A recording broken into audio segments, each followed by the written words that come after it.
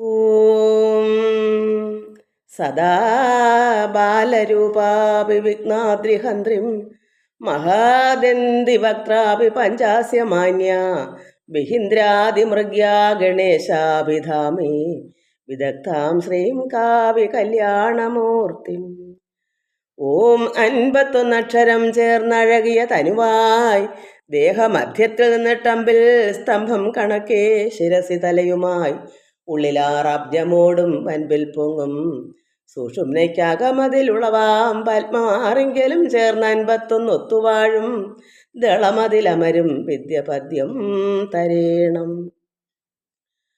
ഓം ബ്രഹ്മാനന്ദം പരമസുഖദം കേവലം ജ്ഞാനമൂർത്തിം വിശ്വാതീതം ഗഗനസദൃശം തത്വമസ്യാദിലക്ഷ്യം ഏകം നിത്യം വിമലം അചലം സർവദാ സാക്ഷിഭൂതം ഭാവാതീതം ത്രിഗുണരഹിതം സൽഗുരം ത്വം നമാമി.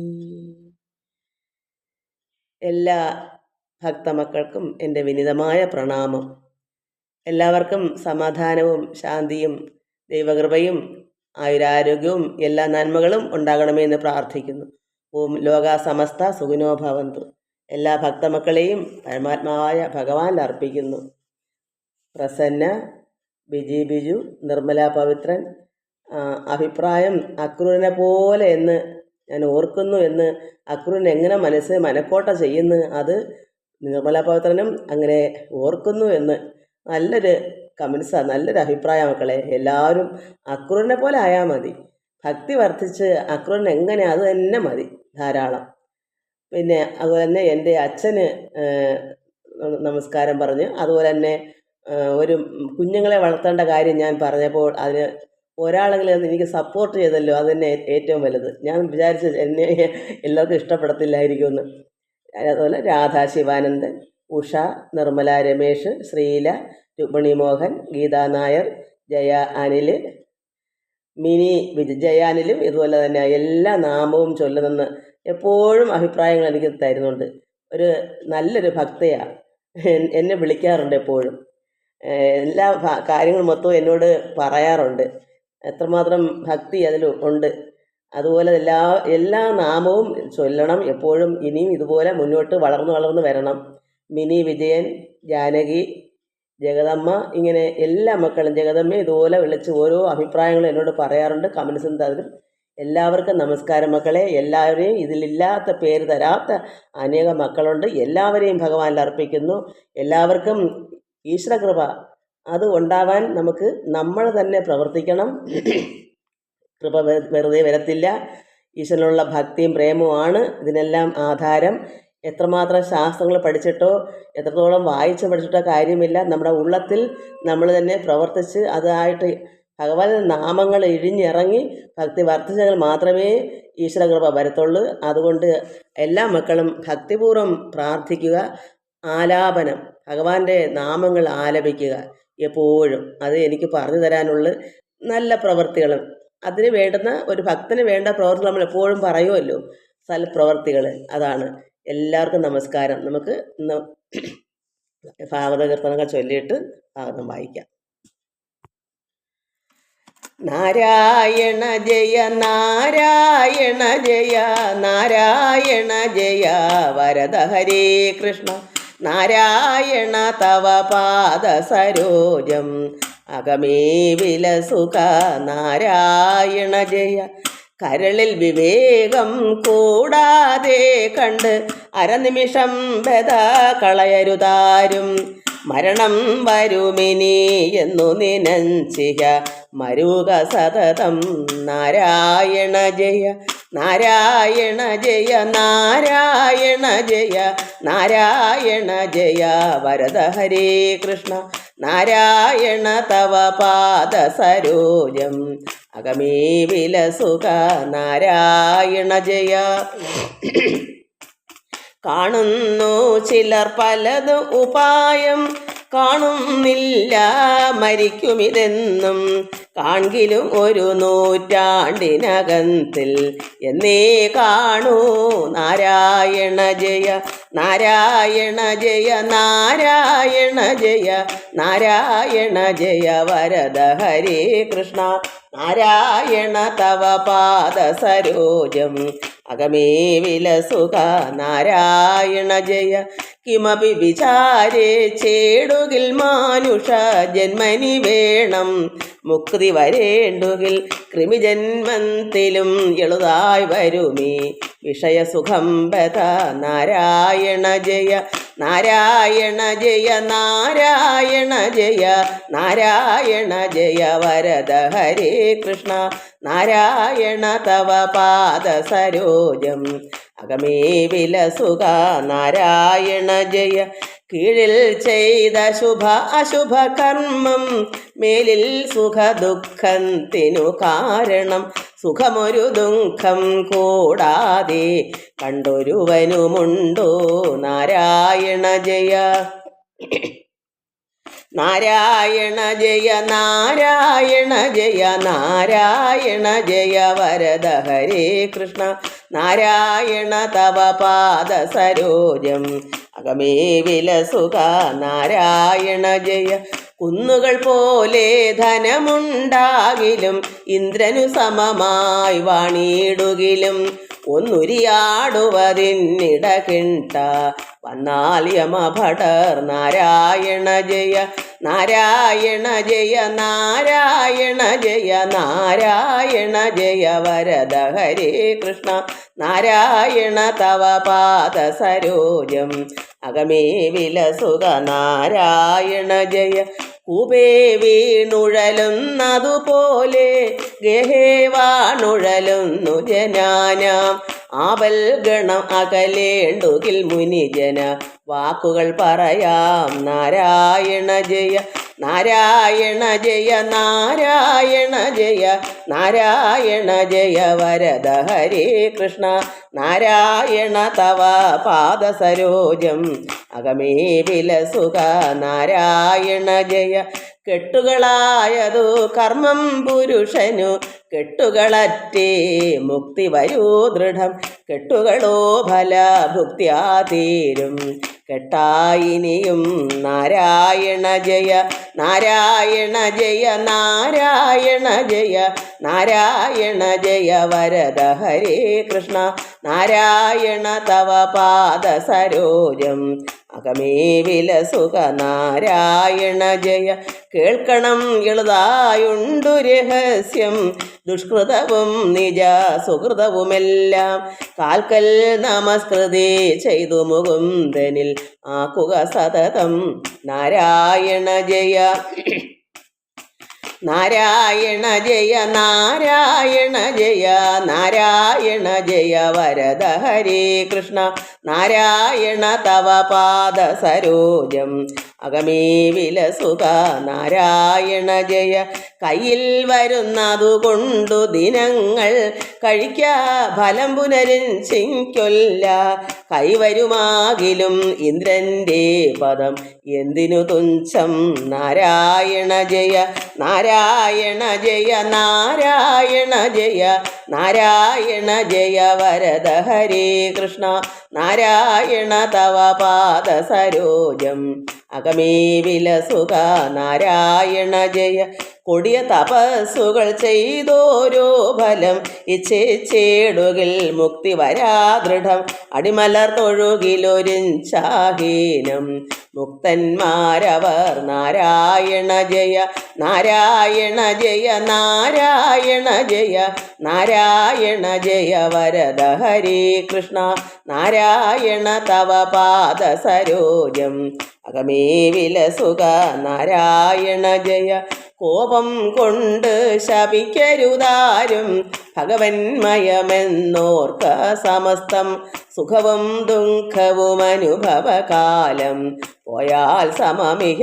നാരായണ ജയ നാരായണ ജയ നാരായണ ജയ നാരായണ ജയ വരദ ഹരേ കൃഷ്ണ നാരായണ തവ പാദ സരോജം അകമേ വിലസുക.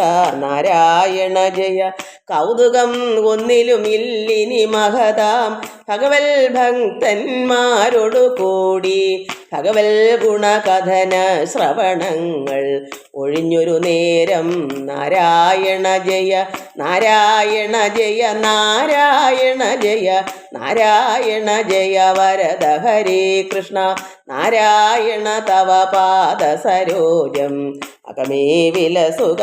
നാരായണ ജയ കരുണാകരനാം ശ്രീനാരായണൻ അരുളിയിടും നിജ സായുജ്യത്തെ ഒരു ഫലമുണ്ടോ 10,000 ഒരു ചത്തു പിറന്നാൽ. നാരായണ ജയ നാരായണ ജയ നാരായണ ജയ നാരായണ ജയ വരദ ഹരേ കൃഷ്ണ നാരായണ തവ പാദ സരോജം അകമേ വിലസുക. നാരായണ ജയ ബഹുജന്മാർജിത കർമ്മമശേഷം തിരുമുൽ കാഴ്ച നിനക്കിഹ വച്ചേൻ. ജനിമരണങ്ങൾ എനിക്കിനി വേണ്ട പരിപാലയമാം. നാരായണ ജയ ബഹുജന്മാർജിത കർമ്മമശേഷം തിരുമുൽ കാഴ്ച നിനക്കിഹ വച്ചേൻ.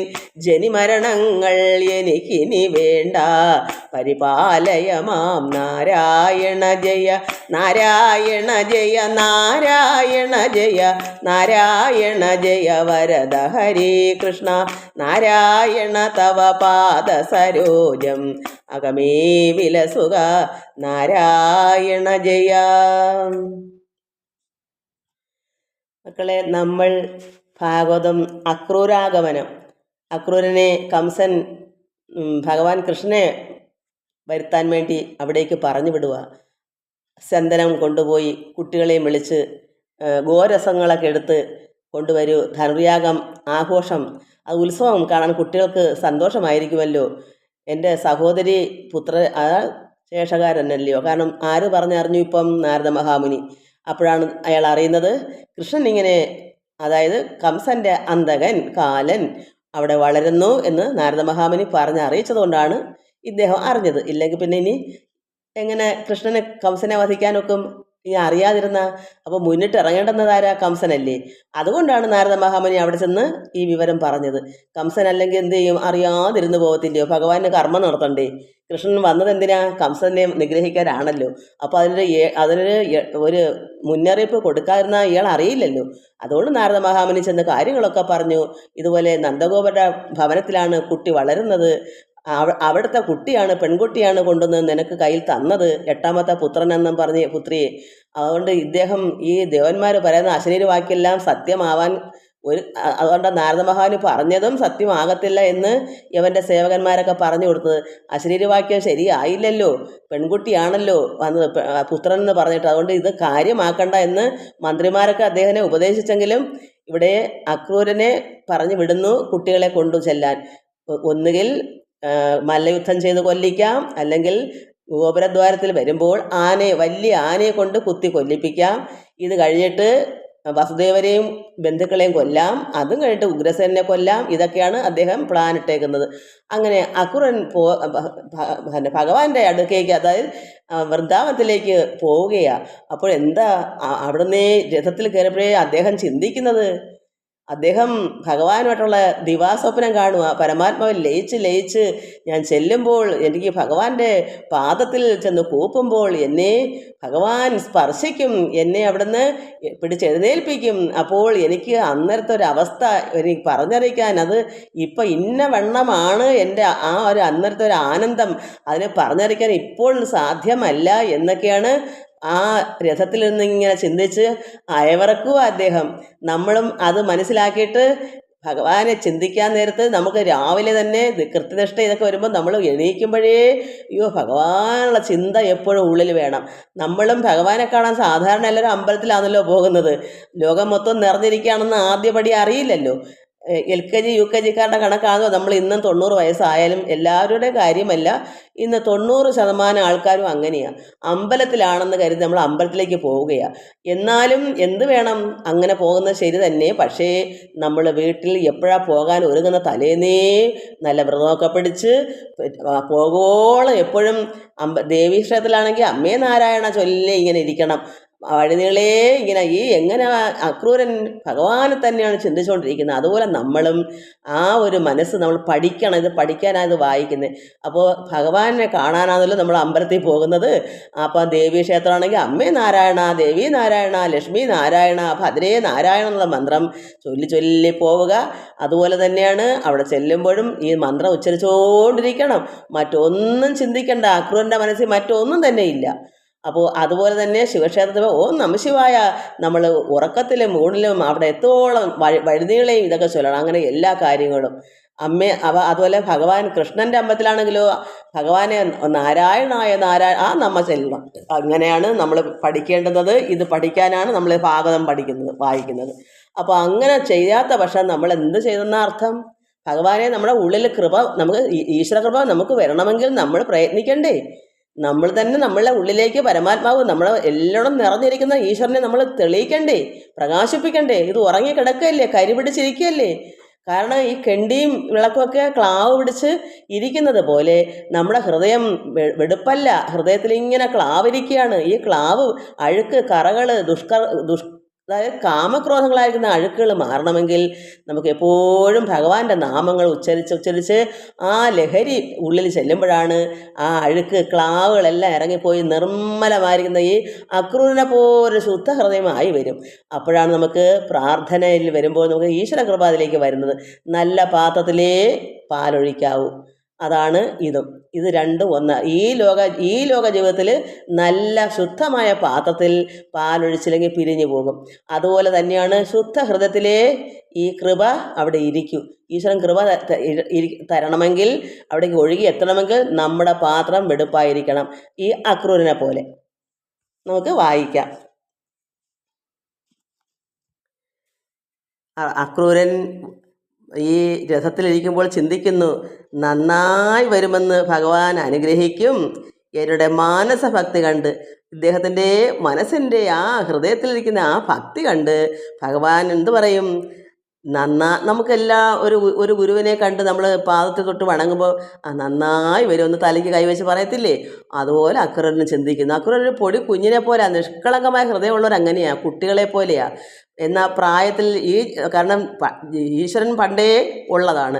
പക്ഷേ നമ്മൾ ഓരോ പ്രാവശ്യം ഇവിടെ ജനിക്കുമ്പോൾ പുതിയതായിട്ട് വരുമ്പോൾ ഇപ്പോൾ ഇതിൽ അക്രൂരനായിരിക്കും മൂത്തത്. കൃഷ്ണൻ ചെറുതാണ്, കുട്ടിയാണ്. പക്ഷേ ഇദ്ദേഹം ഒരു പിതാവെന്ന നിലയിലാണ് കാണുന്നത് ഈ കൃഷ്ണനെ. എനിക്ക് പിതാവാകുമെന്ന് നമ്മൾ കഴിഞ്ഞ പ്രാവശ്യം വായിച്ചത്. അപ്പം അങ്ങനെ ഇദ്ദേഹം എന്ത് ചിന്തിക്കുന്നു? എന്നോട് മാനസഭക്തി കണ്ട് ഏറ്റവും നന്നായി വരുമെന്ന് അനുഗ്രഹിക്കും വരെ നമുക്കും ഇതുപോലെ പറയണം. എനിക്ക് എൻ്റെ ഭക്തി ഭഗവാനെ എനിക്ക് ഇനിയും ഭക്തി വരണമേ ഭഗവാനെ, ഇത്രയൊന്നും പോരാ കണ്ണ, എനിക്ക് ഇനിയും ഭക്തി വന്നുകൊണ്ടിരിക്കണം. അപ്പോഴേ നമുക്ക് എത്രത്തോളം ഭഗവാൻ അനുഗ്രഹം നമുക്ക് തരും എന്നുള്ളതാണ്, അത് ഉറപ്പായ കാര്യമാണ്.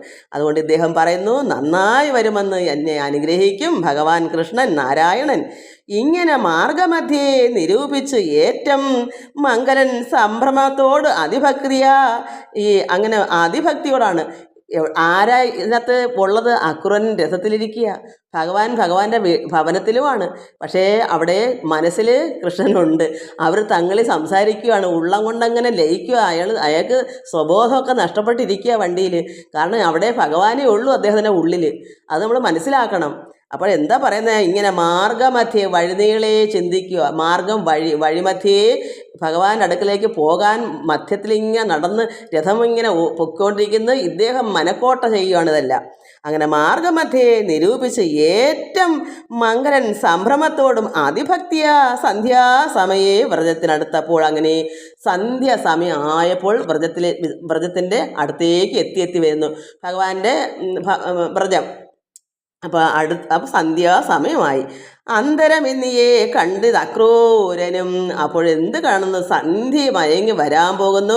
അപ്പോഴെന്താ കാണുന്നത്? അന്തരമെന്നിയെ വളരെ അടുത്തായിട്ട് ദൂരെ അല്ലാതെ കണ്ട് അക്രൂരൻ എന്താ കാണുന്നത്? ഗോപുരദ്വാര പഥതലേ രേണുവിൽ താപസ സേവ്യൻ ഹൃദയസ്ഥിതൻ മാധവൻ തന്നുടെ പാതാരവിന്ദ പതനവും. എന്താ? ഭഗവാന്റെ പാതാരവിന്ദ പതനം കണ്ടു. എവിടെയാണ്? ഈ ഗോപുരദ്വാര പഥതലേ രേണുവിൽ. ഈ ഗോപുരദ്വാര എന്ന് വെച്ചാൽ ഭഗവാൻ ഗോപുരദ്വാരത്തിലേക്കുള്ള വഴി. ഭഗവാന്റെ ഒരു യഥാർത്ഥ ഒരു ഗോപുരം ഉണ്ടല്ലോ കയറുന്നേ, അവിടെ ആ ഭാഗത്ത് രേണുവിൽ, അതായത് മണ്ണിൽ, പൊടിയിൽ ഭഗവാന്റെ പാദം, പാതാരവിന്ദ പതനം, ഭഗവാന്റെ പാദം പതിഞ്ഞ അടയാളം. ഭഗവാന്റെ പാദം അവിടെ ഇങ്ങനെ നടന്നു പോയ പാദം കണ്ടു. എന്താ അതിൽ കണ്ടത് പ്രത്യേകിച്ചുള്ളത്? തന്നെ പാദ അരവിന്ദ പതനവും എന്നതിൽ വജ്ര മത്സ്യ അങ്കുശ രേഖകൾ.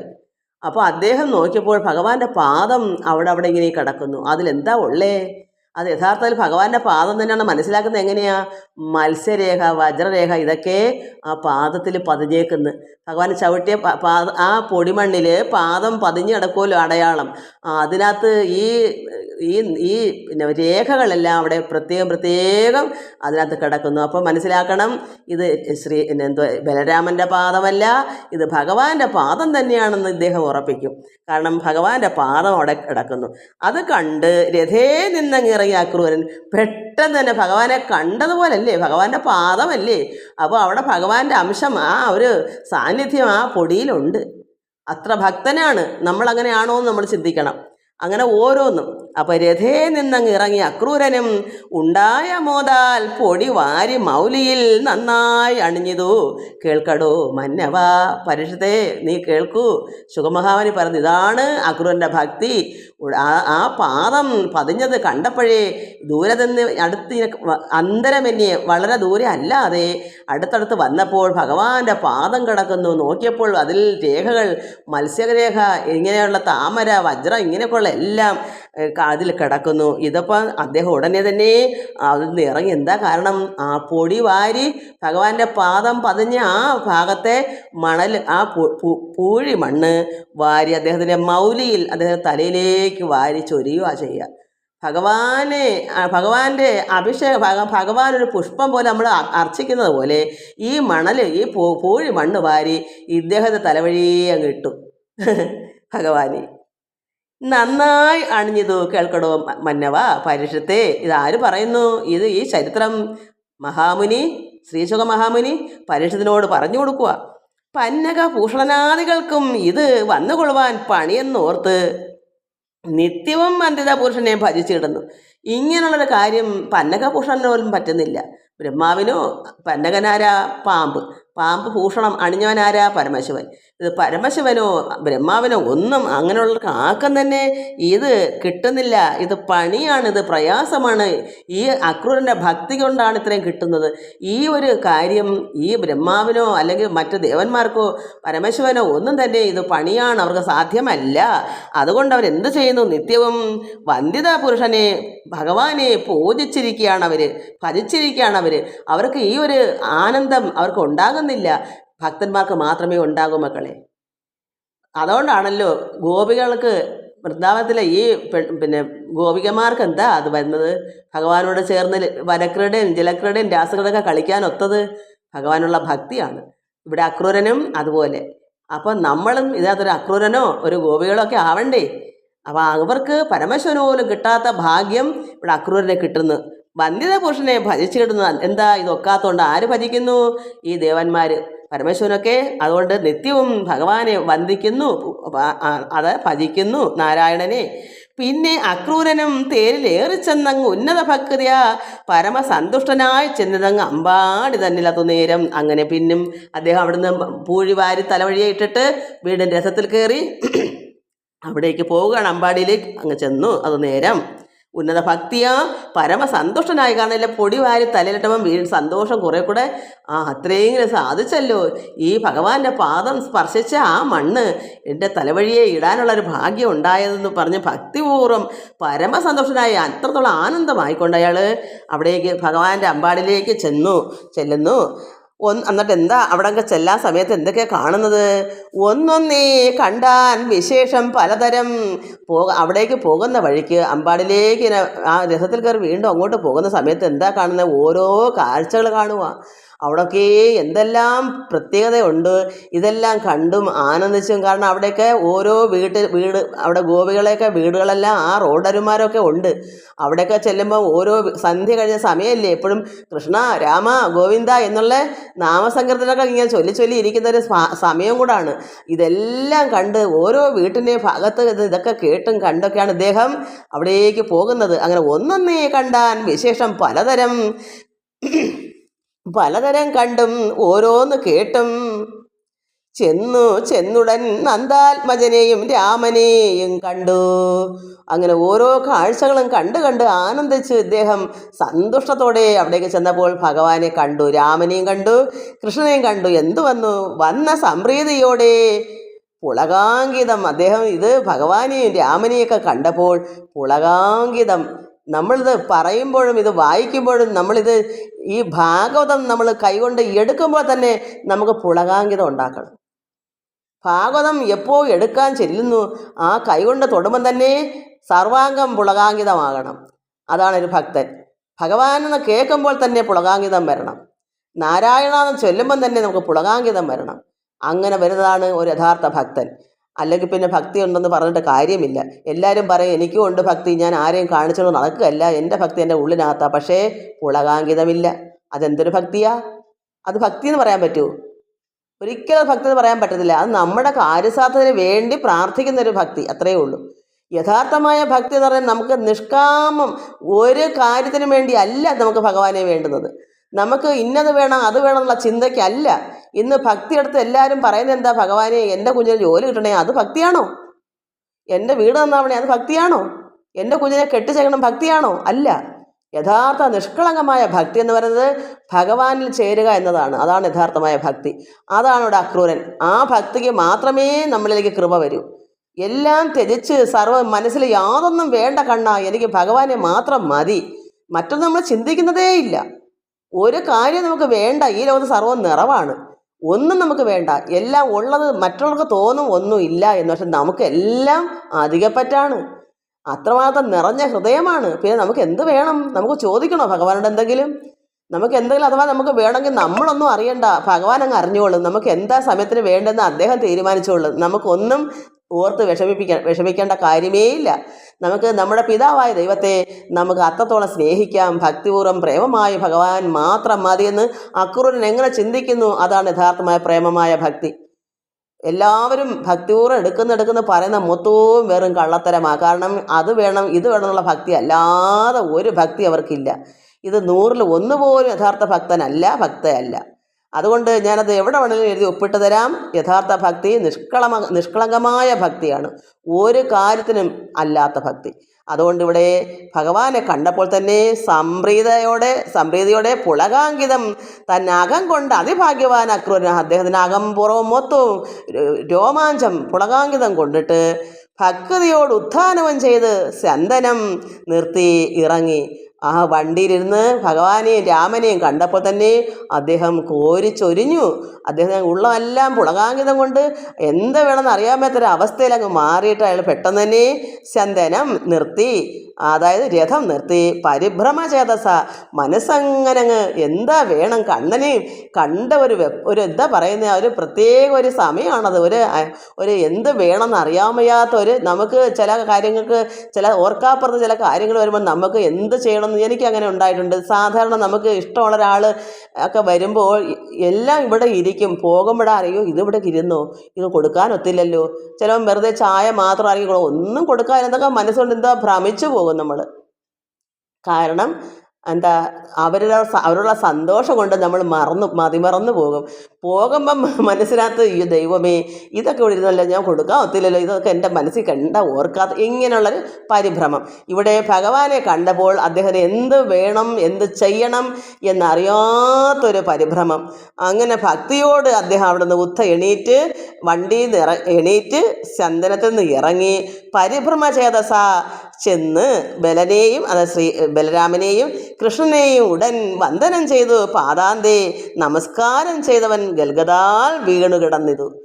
അപ്പോൾ ഭഗവാനെ കണ്ടപ്പോൾ വണ്ടിയിൽ നിന്ന് വെക്കം തന്നെ എഴുന്നേറ്റ് താഴെ ഇറങ്ങി ഭഗവാന്റെ പാദത്തിൽ ചെന്ന് നമസ്കാരം ചെയ്ത്. എങ്ങനെയാണ് ചെയ്തത്? ഗൽഗതത്തോട്. വണ്ടിയിലിരുന്ന സമയം വഴിമധ്യേ മൊത്തവും ഭഗവാനായിരുന്നു ഉള്ളിൽ. അപ്പോൾ കണ്ടപ്പോഴോ സങ്കടം പൊട്ടി പുറപ്പെട്ടു. അതും നമുക്കൊരു ഉദാഹരണമുണ്ട്. എനിക്കും ചില നമ്മുടെ ബന്ധുക്കൾ വരാതിരുന്നൊക്കെ വരുമ്പോൾ നമ്മൾ ചെന്ന് ഓടി അങ്ങ് ചെല്ലും റോഡിലോട്ട്. എന്നിട്ട് കരയും. അവർക്ക് 2 നുള്ളൊക്കെ കൊടുത്ത് ഒരു കരച്ചിലും പിടിച്ചിലൊക്കെ ഉണ്ട് ഗൽഗതം. കാരണം എന്താ? സന്തോഷം. അത് തന്നെയാണ് ആത്മീയമായ അത് എന്നുവെച്ചാൽ ഇതൊരു ഉദാഹരണം. ഇത് ഈ ലോകചിന്തയിൽ ഇത്, പക്ഷെ പരമാത്മാവിൽ ഇത് തന്നെയായല്ല. അപ്പോൾ അങ്ങനെ ഗൽഗതാൽ വീണു കിടന്നിതു. എങ്ങനെ കിടന്നത്? ദണ്ട് പോയി. എന്താ ദണ്ട്? ഒരു വടി, ഒരു തടി എങ്ങനെയാ ചെന്ന് വീണങ്ങ് കിടക്കുന്നു. കാരണം അദ്ദേഹത്തിൻ്റെ ഉള്ളൊന്നും അദ്ദേഹം അവിടെ ഇല്ല. അദ്ദേഹം ഇത്രയും ചെയ്തു എന്ന് മാത്രം പരിഭ്രമിച്ച് ചെന്ന് കിടന്നു. പക്ഷേ പരമാത്മാവിലങ്ങ് ചേർന്ന്. കാരണം ഒരു ദണ്ട്, ഒരു തടി പോലെ, ഒരു വടി പോലെ ചെന്നങ്ങ് വീണ് കിടന്നു. പിന്നെ ഒന്നും അയാളുടെ ദേഹമൊക്കെ മറന്ന് സ്വബോധമൊക്കെ നഷ്ടപ്പെട്ട് അത്രമാത്രം ആനന്ദ ലഹരിയിൽ ഭഗവാനുമായിട്ട് അവിടെ ചെന്ന് ആ ഭഗവാന്റെ പാദത്തിൽ ചെന്നങ്ങ് കിടന്നാൽ മതി അദ്ദേഹത്തിന്. അങ്ങനെ അങ്ങ് ആയിത്തീർന്നു. തന്നെ മറന്നൊരു അക്രൂരനെ തന്നെ മറന്നുപോയി. അക്രൂരൻ എന്താണെന്നോ ശരീരമുണ്ടെന്നോ ഇതെവിടെയാണെന്നോ ഇത് കൃഷ്ണൻ്റെ വീടാണെന്നോ ഒന്നും തന്നെ അയാൾക്ക് ഓർമ്മയില്ല. മറന്നുപോയി, ഭ്രമിച്ചു പോയി. ഭഗവാന്റെ പാദത്തിൽ നിന്നങ്ങ് വീണു, പരമാത്മാവിലെ അങ്ങ് ചേർന്നു. അവിടെ അദ്ദേഹം സ്വന്തം ശരീരത്തെ പോലെ മറന്നുപോയി. നമ്മളും മറക്കുന്നെങ്കിൽ ഭക്തിയുണ്ട്. നമുക്ക് ഭാഗവതം വായിക്കുമ്പോൾ നമ്മൾ സർവ്വതും മറക്കുന്നെങ്കിൽ ഭക്തനാണ്. കാരണം അടുപ്പേരിക്കുന്ന സാധനം അവിടെ വെച്ചിട്ട് ഇപ്പം എങ്ങോട്ട് എണീച്ച് ചെല്ലാം എന്നും പറഞ്ഞ് നമ്മളുടെ ഭാഗവതം എളുപ്പം എടുത്ത് നോക്കാൻ ശ്രമിക്കുമ്പോൾ നമ്മൾ സർവ്വതും മറന്നിട്ട് അടുപ്പേരിക്കുന്ന സാധനം കരിഞ്ഞു കുടുങ്ങി പോയാലും നമ്മൾ അറിയത്തില്ല. എന്താ കാരണം? മറന്നുപോയി. നമ്മൾ നമ്മെ തന്നെ മറന്നുപോയി. ഈ അക്രൂരനും തന്നെ മറന്നുപോയി. ഒരു വടി പോലെ ചെന്നങ്ങ് കിടന്നു ഭഗവാന്റെ പാദത്തിൽ. തന്നെ അതായത് അദ്ദേഹത്തിനെ മറന്നൊരു അക്രൂരനെ ഭഗവാൻ രാമനും ചെന്നെടുത്തു. വേഗേന രാമനും കൃഷ്ണനും ചെന്ന് എടുത്ത് ആഗതനായ ഒരു അക്രൂരനെ പുൽകിനാർ. അങ്ങനെ പെട്ടെന്ന് തന്നെ അവർ എഴുന്നേൽപ്പിച്ചു. അന്ന് ഈ വഴുതകളെ അദ്ദേഹം പറഞ്ഞതെന്താ? നമ്മൾ കഴിഞ്ഞ പ്രാവശ്യം വായിച്ചത്, ഞാൻ ചെന്ന് ഭഗവാന്റെ പാദത്തിൽ കൂപ്പുമ്പോൾ ഭഗവാൻ എന്നെ സ്പർശിച്ച് എന്നെ അവിടെ എഴുന്നേൽപ്പിക്കും. അപ്പോഴത്തെ അവസ്ഥ എനിക്ക് ഇന്ന വേണമെന്ന് പറയാൻ ഇപ്പോൾ സാധിക്കത്തില്ലല്ലോ എന്നെല്ലാം പറഞ്ഞ് ആനന്ദിച്ചാണ് അങ്ങോട്ട് ചെന്നേക്കുന്നത്. സൂക്ഷം ആ സമയം അവിടെ അടുത്ത് വന്നു കഴിഞ്ഞു. വണ്ടിയിലിരുന്ന് ഓർത്ത കാര്യം ഇവിടെ സംഭവിച്ചു. പാദത്തിൽ ചെന്ന് കൂപ്പിയതല്ല, ചെന്നങ്ങ് വീണപ്പോൾ പിന്നെ തന്നെ അങ്ങ് മറന്നു. ഈ ഒരു കാര്യം പറഞ്ഞറിയിക്കാൻ പറ്റുകയില്ല എന്ന് വണ്ടിയിലിരുന്ന് നമ്മൾ വായിച്ചതാ. ഇപ്പം ആ അവസ്ഥ ഇപ്പം അനുഭവിക്കുന്നു. നമ്മളും ഈ അവസ്ഥ വായിച്ചുകൊണ്ട് അനുഭവിക്കണം. നമ്മളിത് അകക്കണ്ണുകൊണ്ട് കണ്ട് നമ്മൾ ഈ അക്രൂരൻ അവിടെ എന്താ ചെയ്തത്? ഭഗവാന്റെ പൂഴിമണ്ണ് വാരി തലവഴിയെ ഇട്ടു. എന്നിട്ട് വീണ്ടും വണ്ടി കയറി അവിടുത്തെ കാഴ്ചകളെല്ലാം കണ്ടുകൊണ്ട് ഭഗവാൻ അടുക്കലേക്ക് ചെന്നു. കണ്ടു. ഭഗവാനെ കണ്ടപ്പോൾ തന്നെ അതിൽ നിന്ന് ഇറങ്ങി ഭഗവാന്റെ പാദത്തിൽ വീണു. അവിടെ ഒരു വടി പോലെ അങ്ങ് വീണു. അപ്പോഴത്തെ ഒരു അവസ്ഥ നമ്മളും അനുഭവിക്കണം. ഇത് എങ്ങനെ അനുഭവിക്കണം? നമ്മളെ ഉള്ളത്തിലേക്ക് അവിടം ചിന്തിക്കണം. മനക്കണ്ണുകൊണ്ട് ചിന്തിച്ചിട്ട് ആ അനുഭൂതി നമ്മളും മനസ്സിലാക്കി അറിയണം. അതിനാണ് നമ്മളിത് വായിക്കുന്നത്. അല്ലെങ്കിൽ നമുക്കിപ്പം ഭഗവാൻ ശരീരത്തോടെ എവിടെയെങ്കിലും ഉണ്ടോ പോയി കാണാൻ? അപ്പോൾ ഈ ഭഗവാൻ അവിടെ നമ്മളെയും പിടിച്ച് ഇങ്ങനെ എഴുന്നേൽപ്പിക്കുന്നു. നമ്മളും ഭഗവാന്റെ പാദത്തിൽ വീണു, വടി പോലെ വീണു.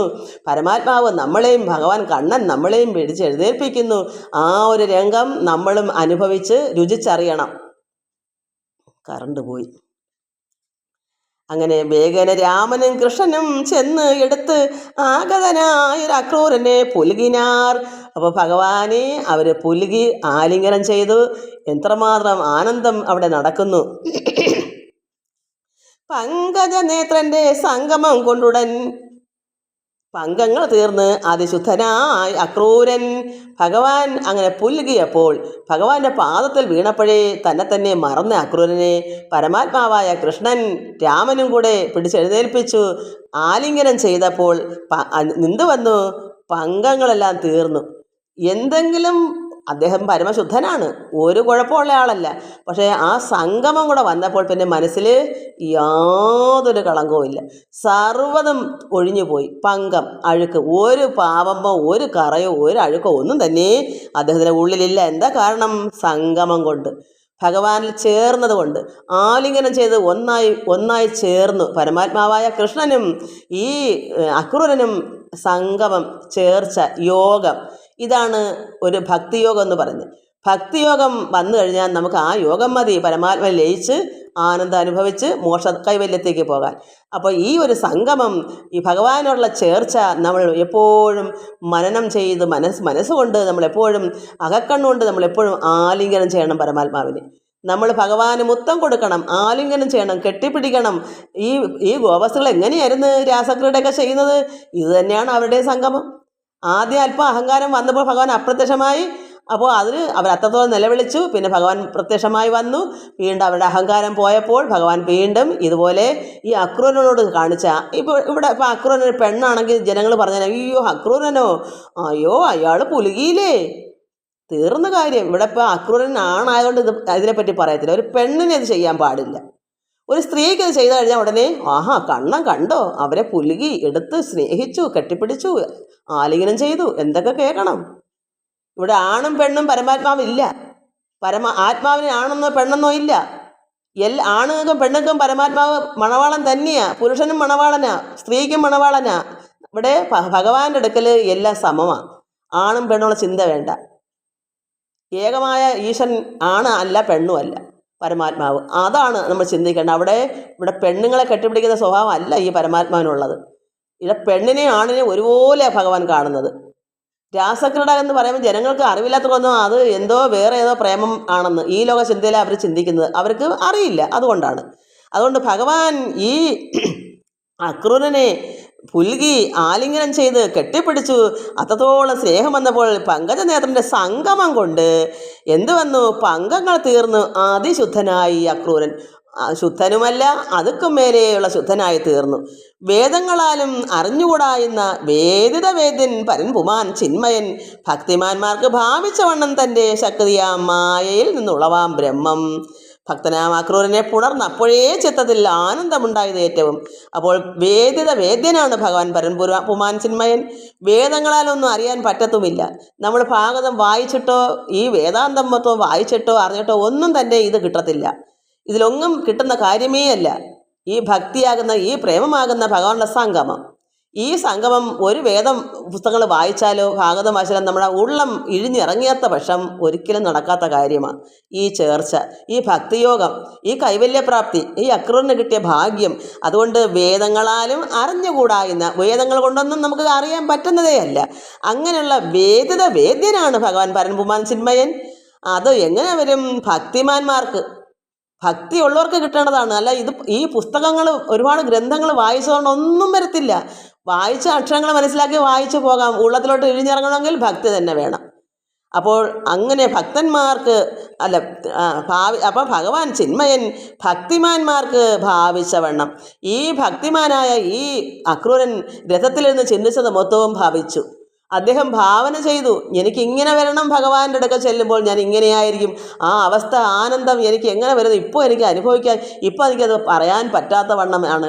അവിടെ ചെന്ന് ഭഗവാന്റെ പാദത്തിൽ കൂപ്പുമ്പോൾ ഉള്ള അവസ്ഥ എന്താണെന്ന് എനിക്ക് അറിയാൻ പറ്റുകയില്ല, ഇപ്പോഴത് വർണ്ണിക്കാൻ പറ്റുകയില്ല. അതുകൊണ്ട് ഇപ്പം അനുഭവിക്കുന്നു അദ്ദേഹം അനുഭവിച്ചെന്താ? പരമാത്മാവായിട്ട് ലയിച്ചു. അംഗങ്ങളെല്ലാം എന്ത് അഴുക്കുണ്ടോ അതെല്ലാം പോയി പരമശുദ്ധനായി തീർന്നു.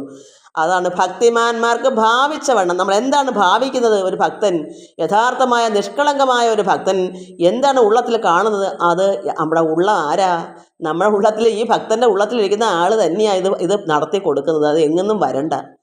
ആ ഉള്ളത്തിലിരിക്കുന്ന പരമാത്മാവ് തന്നെയാണ് ആ ഭക്തൻ്റെ ഉള്ളത്തിൽ. അതുകൊണ്ട് ആ ഭാവന ചെയ്യുന്നത് അപ്പോഴേ തന്നെ അവിടെ കമ്പ്യൂട്ടറിൽ പിടിച്ചെടുത്ത് വെച്ചേക്കുക. ഉള്ളത്തിൽ ഇരിപ്പുണ്ട് കമ്പ്യൂട്ടർ, പരമാത്മാവ് അതിലുണ്ട്. ആ ഭാവന അവിടെ പകർന്നു കഴിഞ്ഞു. അങ്ങനെയാണ് ഇവിടെ സംഭവം നടന്നു. അദ്ദേഹം ഭാവിച്ചതോടെ നടന്നു കഴിഞ്ഞു. ഭഗവാന്റെ അടുക്ക് വന്നപ്പോൾ ആ അവസ്ഥ പ്രാപിച്ചു കഴിഞ്ഞു. ആ ഒരു ആനന്ദാനുഭൂതി കാരണം ഭഗവാനോടെ സംഗമം ചെയ്തു, ചേർച്ചയുണ്ടായി. ഭക്തിമാന്മാർക്ക് ഭാവിച്ച വണ്ണം തൻ്റെ ശക്തിയാം ഭഗവാന്റെ ശക്തി ആരാ? മായ. ഭഗവാന്റെ തന്നെ മഹാമായയിൽ നിന്ന് ഉളവായി. ഭഗവാന്റെ പരമാത്മാവായ പരമേശ്വരൻ്റെ തന്നെ മായയിൽ നിന്ന് എന്തെടുത്ത് ബ്രഹ്മം, ഭഗവാൻ കൃഷ്ണൻ ആ ബ്രഹ്മം തന്നെ ഒന്നുകൂടെ അവതരിച്ചു. ആ ബ്രഹ്മമാണ് കൃഷ്ണൻ. അതുകൊണ്ട് ശക്തിയാം ഭഗവാന്റെ ഈ തൻ്റെ കൃഷ്ണൻ്റെ അതായത് പരമാത്മാവിൻ്റെ ശക്തിയാകുന്ന മഹാമായയിൽ നിന്ന് ഉളവായി ബ്രഹ്മം അത് ഭക്തനാം അക്രൂരനെ പുണർന്നപ്പോഴേ അങ്ങനെ ഇരിക്കുന്ന പരമാത്മാവാണ് ഈ ബ്രഹ്മമായിരിക്കുന്നത് ഈ കൃഷ്ണൻ. അപ്പോൾ ഈ കൃഷ്ണൻ ആരാണ്? പരബ്രഹ്മം. ഈ പരബ്രഹ്മം സംഗമം ചെയ്തു ഈ അക്രൂരനെ. അങ്ങനെ ഭക്തനാം അക്രൂരനെ പുണർന്നപ്പോഴേ എന്ത് വന്നു? ചിത്തത്തിൽ ആനന്ദമുണ്ടായത്. ഏറ്റവും അത്രമാത്രം ആനന്ദം. അതാണ് പരമലഹരി, ആനന്ദലഹരി, പരമാനന്ദ ലഹരി. അത് അനുഭവിച്ചു ഈ അക്രൂരൻ. നമ്മളും ഇത് അനുഭവിക്കുന്നുണ്ടോ? നമ്മൾ ഈ രംഗം അനുഭവിക്കുന്നുണ്ടോ മക്കളെ? ഇല്ലെങ്കിൽ സമയം കഴിഞ്ഞു പോകുന്നു. അതിനുവേണ്ടി പ്രയത്നിക്കൂ. ഭഗവാനിൽ ഇത്രേ വേണ്ടു, വേറെ ഒന്നും വേണ്ട. ഈ അക്രൂരനെ പോലെ അത് നിർമ്മലാ പവിത്രം പറയും, എനിക്ക് അങ്ങനെ ആ ഓർമ്മ എനിക്കും അതുപോലെ ആണമ്മേന്ന്. ഇത് ജഗദമ്മയും പറയും. ഇത് ജയാനിൽ രാധ, ഇങ്ങനെ കുറേ മക്കളുണ്ട്. ഇവരൊക്കെ പറയുന്നത് ഇങ്ങനെയാ. അപ്പോൾ ഇതിനകത്ത് കുറച്ച് ഭക്തമക്കൾ ഉണ്ട്. അവർക്ക് ഇത്രത്തോളം പ്രേമമാകുന്നെങ്കിൽ നന്നായി. അതാണ് വളരണം കണ്ണ. നമുക്ക് ഇനിയും നമുക്ക് വളർന്ന് വരണം. ഒരു തൈ നട്ട് നമ്മളിപ്പോൾ തൈയാണ്, വിത്തുകളാണ് നമ്മൾ, ബ്രഹ്മവിത്തുകളാണ്. ഈ വിത്ത് വളർന്നൊരു പിതാവിനോളം, അതായത് വലിയൊരു വൻ വൃക്ഷമാണ് പരമാത്മാവ്. നമ്മളും ഒരു വൻ വൃക്ഷമാണ്. ഈശ്വരൻ ആഗ്രഹിക്കുന്നു അതാണ്. പരമാത്മാവ് ആഗ്രഹിക്കുന്നത് നമ്മളെല്ലാവരും അങ്ങനെ ആവണമെന്നാണ്. ഒരു ഗുരു എന്താ ചിന്തിക്കുക? ഒരു ഗുരുവിനെ പോലെ ആകണം ഒരു ശിഷ്യൻ. അതാണ് യഥാർത്ഥ ഗുരു. അപ്പോൾ അതുപോലെ നമ്മൾ അങ്ങനെ ആവണമെങ്കിൽ നമ്മളിപ്പോൾ വിത്തുകളാണ്. നമ്മളും പരമാത്മാവിൽ ലയിക്കുമ്പോഴാണ് നമ്മൾ പരമാത്മാവായി ലയിച്ച് ഒന്നായി മാറുന്നത്, പിതാവായി മാറും. അതുകൊണ്ട് നമ്മൾ ചിത്തത്തിൽ ആനന്ദമുണ്ടായി ഈ അക്രൂരന്. ചിത്തേ കുശലം വിചാരിച്ച് കൃഷ്ണൻ കുശലം വിചാരിച്ചിട്ട് ഒത്ത് കയ്യും പിടിച്ച് അന്തർഗൃഹം ബുക്ക്. അങ്ങനെ ഭഗവാൻ ഇദ്ദേഹത്തിൻ്റെ കയ്യിൽ പിടിച്ച് അകത്തേക്ക് കൊണ്ടുപോയി.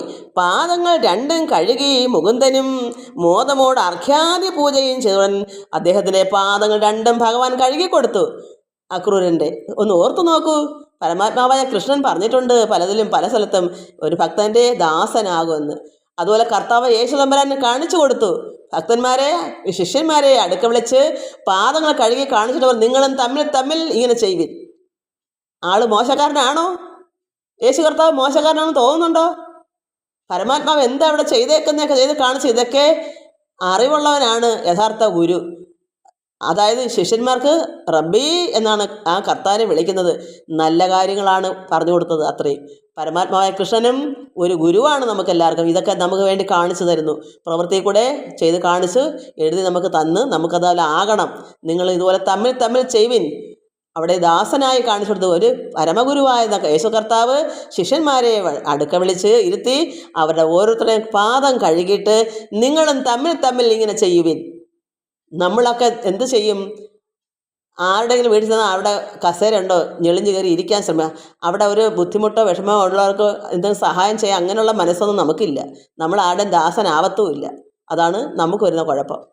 ഇതാണ് ഇത് ലോകത്ത് ഭക്തിയില്ലാത്തവർക്കൊക്കെ ഇങ്ങനെ സംഭവിക്കുന്നത്. വിനയോ കൃപയോ ആരോടും ദയയോ ഒന്നും ഇല്ലാത്തൊരു ജീവിതം. ആരെ കുത്തിക്കൊല്ലാം എന്ന് ചിന്തിക്കുന്ന ലോകമായി മാറിക്കഴിഞ്ഞു. ഇപ്പം വീടാന്തോറും 10 മക്കളോ ഒരു 10 അംഗങ്ങളോ ഒരു കുടുംബത്തിൽ ഒരാൾ കാണും ദുഷ്ടനായിട്ട്. ഇങ്ങനെയാണ് ഇന്നത്തെ ലോകം മാറിക്കഴിഞ്ഞു. വളരെ വ്യത്യാസമായിപ്പോയി. എന്താ കാരണം? ഈശ്വരാരാധന ഇല്ല ഒരു വീടുകളിലും. ഇത് TV എന്നുണ്ടായി അന്ന് തുടങ്ങിയാണ് ഈ പ്രാർത്ഥന.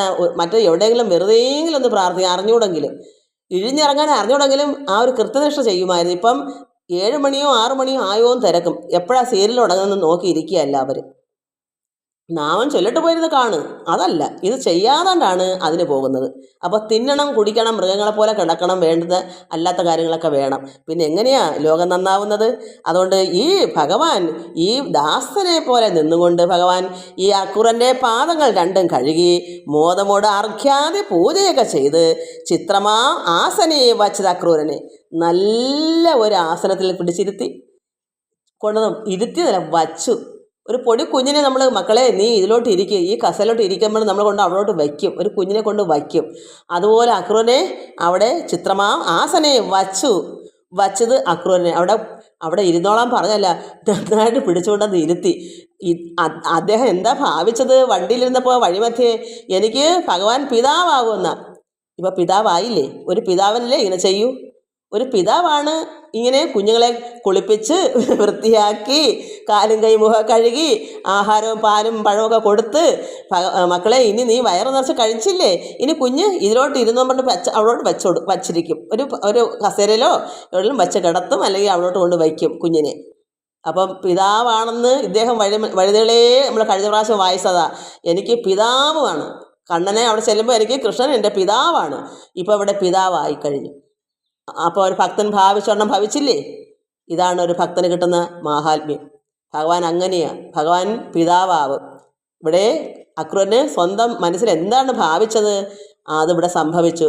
ഭഗവാൻ ഇദ്ദേഹത്തിനെ പിടിച്ചുകൊണ്ടുപോയി അകത്തെ കൊണ്ടുപോയി കുളിപ്പിച്ചു. എന്നിങ്ങനെ പാദമൊക്കെ കുളിച്ചിട്ട് ചെന്ന ആളില്ലേ, കുഞ്ഞ് നിൻ്റെ ശരീരമൊക്കെ വൃത്തിയാക്ക്, കാലും മുഖമൊക്കെ കഴുകു മക്കളെ എന്നും പറഞ്ഞ് കെട്ടിപ്പിടിച്ചുകൊണ്ട് പോയി കാലും മുഖമൊക്കെ കഴുകി കൊണ്ടുവന്ന് അർഘ്യപൂജാദികൾ ചെയ്ത് നല്ലൊരു ആസനത്തിൽ അവിടെ ഏതാണ് പ്രധാനപ്പെട്ട ഒരു ഇരിപ്പിടം അവിടെ കൊണ്ടുപോയി വച്ചു എന്നാ അവിടെ പിടിച്ച് ചിത്രമാ ആസനെ വച്ച് അക്രൂരനെ അല്ല അവിടെ ഇരുന്നോ മക്കളെ എന്നല്ല, അവിടെ കൊണ്ടുവന്ന് വച്ചു. ഒരു കുഞ്ഞിനെയാണ് അങ്ങനെ കൊണ്ട് വയ്ക്കുന്നത്. എല്ലാം ചെയ്തിട്ട് തുടച്ച് വൃത്തിയാക്കി അവിടെ കൊണ്ട് വയ്ക്കും. ഒരു കട്ടിലിലോ എവിടെയെങ്കിലും കുഞ്ഞ് വീഴാത്ത രീതിയിൽ കൊണ്ടവിടെ വയ്ക്കും. അതുപോലെ ഭഗവാനോടെ കൊണ്ടുവച്ചു. അത്രയും പോരെ? അതുപോരെ? അതിക്കുള്ള എന്താ വേണ്ടേ? നമ്മൾ ഒരു അക്രൂരനാവാൻ ശ്രമിക്കുക. എല്ലാവർക്കും നമസ്കാരം. ഇത് വായിച്ചിട്ടെനിക്ക് കാരണം സമയം ഒരുപാടങ്ങ് പോയതുകൊണ്ട് നിർത്തുന്നു. ഇത് വായിച്ചാലൊന്നും നമുക്ക് എത്രമാത്രം വായിച്ചാലും ഞാനില്ല പലതും വായിക്കുന്നുണ്ട്. ഇതൊക്കെ കഴിഞ്ഞ വർഷം എടുത്ത്, പക്ഷെ അന്ന് ആദ്യമായിട്ടൊക്കെ തുടങ്ങിക്കൊണ്ട് എനിക്കിത് എങ്ങനെ വായിക്കണമെന്നും ഒരെത്തും പിടിയില്ലായിരുന്നു. അറിഞ്ഞൂടല്ലോ, എന്തോ വായിച്ചെന്നും എനിക്കിപ്പോൾ ഓർമ്മയില്ല. നമ്മൾ പോകെ നമ്മൾ പിന്നെ നമ്മുടെ അറപ്പ് തീരും. ആദ്യമായിട്ടാകുമ്പം ഇഴിഞ്ഞിറങ്ങാൻ പറ്റത്തില്ല. നമുക്ക് ഒറ്റയ്ക്കിരുന്ന് നമ്മൾ തന്നെ ഇഴിഞ്ഞണക്ക് ഇത് ലോകം മൊത്തം പോണതാണല്ലോ, ക്യാമറ കൂടെ ആണല്ലോ, ഇതൊക്കെ ചിന്തിക്കുമ്പോൾ നമുക്ക് ഇഴിഞ്ഞിറങ്ങാം. ഇപ്പം എനിക്ക് ഒന്നുകൂടെ പാഠം വന്നത് എങ്ങനെയാണ് അറപ്പ് തീർന്ന് എൻ്റെ മക്കളാണെന്ന് എല്ലാവരെയും കണ്ടു കിട്ടി. മക്കൾ എനിക്ക് പ്രോത്സാഹനം, അമ്മ എന്ത് തന്നാലും ഞങ്ങൾക്ക് തൃപ്തികരമാണ്, ഒരു വാക്കേ ഉള്ളൂ, തെറ്റാണോ അത് മതി. അപ്പോൾ എനിക്ക് സന്തോഷമായി. ഞാൻ എന്ത് പറഞ്ഞാലും നിങ്ങൾ അംഗീകരിച്ചോളൂല്ലേ, എൻ്റെ മക്കളാണല്ലോ എന്ന്. ഞാൻ ഒരു അമ്മയാണല്ലോ, എന്ത് തെറ്റാലും മക്കൾക്ക് സഹിക്കാം, മക്കളെ അമ്മയ്ക്ക് സഹിക്കാം. ആ ഒരു അറപ്പെനിക്ക് തീർന്നുകൊണ്ടാണ് ഞാനിപ്പോൾ ഇത് ഇഴിഞ്ഞിറങ്ങി ഞാൻ പറയുന്നത്. അല്ലെങ്കിൽ എനിക്ക് ഇങ്ങനെ ഇഴിഞ്ഞിറങ്ങാൻ എനിക്ക് അറപ്പുണ്ടായിരുന്നു. ഈ അറപ്പ് പാടില്ല. അറപ്പ് നമുക്ക് ഇഴിഞ്ഞിറങ്ങാൻ പറ്റും, പക്ഷേ എനിക്കിത് എല്ലാവരും കേൾക്കുന്നതല്ലേ, തെറ്റ് വന്ന് പോവരുതല്ലോ. അല്ലെങ്കിൽ എന്തുവേണം, നമ്മൾ ഇതുപോലെ പോയി ശീലിക്കണം. എവിടെയെങ്കിലൊക്കെ ഇങ്ങനെ വല്ല 4 അക്ഷരം പറയുകയോ അടുക്ക ചെയ്തെങ്കിൽ നമുക്ക് അറപ്പ് പോയി. ഇതിപ്പം വീട്ടിലായോണ്ട് ഇത്രയൊക്കെ നടന്നു. എല്ലാവർക്കും നമസ്കാരം മക്കളെ. എല്ലാവരും ഇതുപോലെ അക്രൂരനെ പോലെ ആവുക. ഹരി ഓം ഹരി ഓം ഹരി ഓം.